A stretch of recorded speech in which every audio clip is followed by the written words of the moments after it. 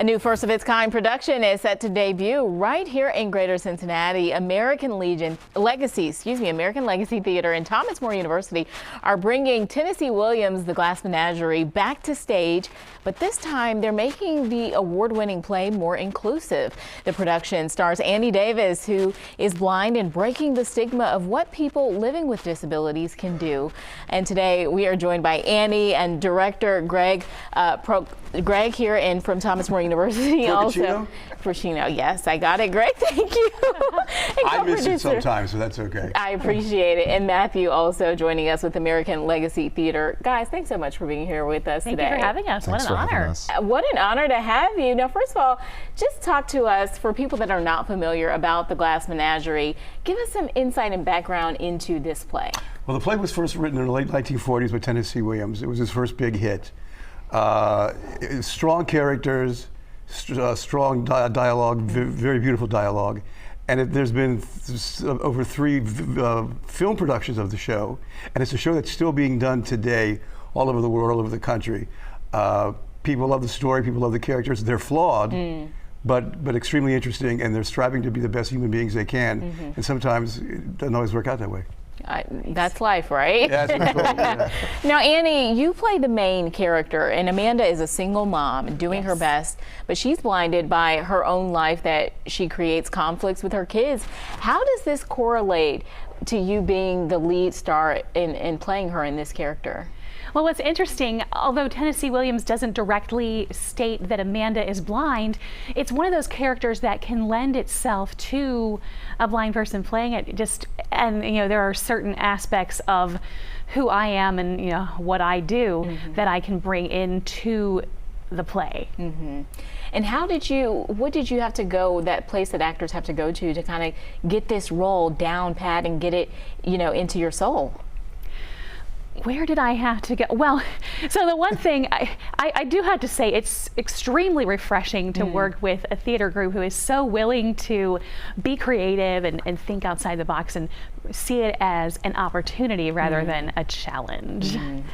And so, having said that, what's really cool is that I can use my cane in very different ways. Like, there's several cane drops that you would see as a mic drop. Well, there's a cane, like when Amanda gets into a fight with Tom, I have that sword out, boy. Well, this sounds like something that people don't want to miss. And you guys are also using this as a way to kind of get off campus and get more involved with the community. Talk to us about that. Thomas More University, we're over in Crestview Hills. And we wanted to just branch out and let people know about our students, our brand, our school, and also to get into another community and share our art with the community and vice versa. It's a good thing for everybody that there's this synergy going on between us and an area that we're not normally in. And we appreciate that very much. Absolutely. And also, Matthew, of course, your partnership here with the American Legacy Theater.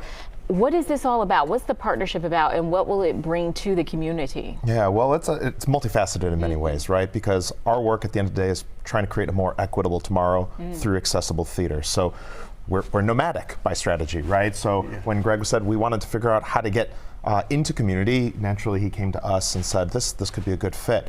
But the partnership is shared voices, shared artistry. I mean, shifting perspective, because at the end of the day, that's what theater is all about, and kind of that form of building empathy.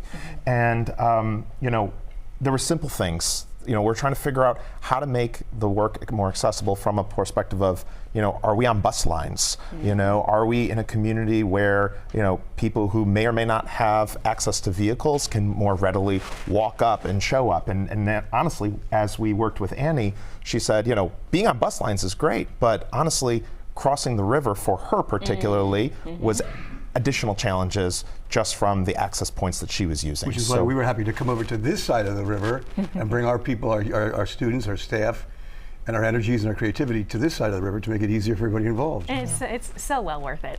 And I love how you guys are making it accessible. So many times you can live in a community and not take full advantage of the resources because it's not accessible, it's not maybe inclusive, and you guys are doing all of that with this play and this partnership.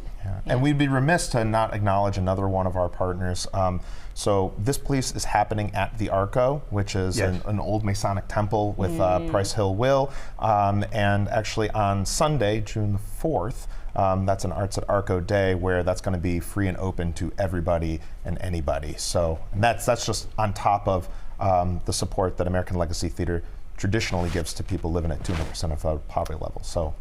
Well, thank you excited. so much for what you're doing. Thanks for being here with us and sharing that with us here today. Thank And you. The Glass Menagerie, starring Annie Davis, opens June 2nd at 7:30. It will be held, as Matthew said, at the Arco Building at 3301 Price Avenue in Cincinnati. You can buy tickets online at AmericanLegacyTheater.org, or you can just scan this QR code right here on our screen, and that will take you to the tickets. Don't want to miss this show for sure.